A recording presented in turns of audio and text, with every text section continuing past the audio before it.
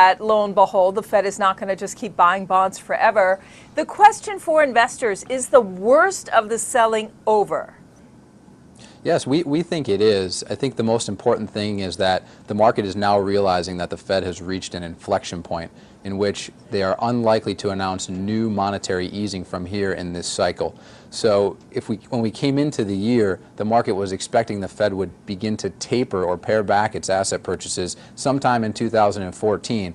And now, most recently at the FOMC meeting last week, Bernanke reminded investors that that tapering could come sooner than expected. And now the market is pricing in tapering in the September meeting, which seems reasonable to us. So the sell-off from 160 to about 2.5% on 10-year Treasury yields was the market reacting to this change in reaction function by the Fed.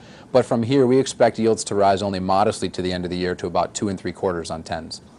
Let's try to put some of this changed world into action, if you will. I want to focus on your Columbia Strategic Income Fund. The top sectors in that fund are high yield, emerging markets, and mortgage-backed securities in terms of fixed income. Now, are you adjusting allocations at all in light of what we've seen in the last couple of weeks? What looks interesting at this point? Yes, we definitely have. Markets have moved quite a bit in some sectors more than others. I think the most important thing for us right now in the Strategic Income Fund is thinking about what comes next.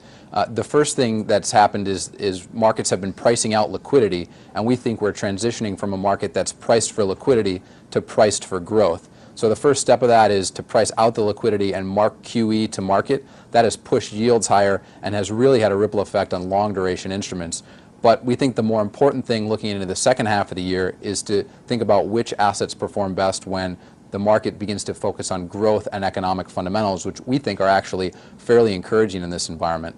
So as we look at what's been hit the hardest, we do think that emerging markets are the asset class that have been a little bit of the baby with the bathwater in this environment. We do find many attractive stories in emerging market growth, specifically in Latin America and in some Asian economies. So we do think there are plenty of opportunities in emerging market bonds following tremendous sell-off.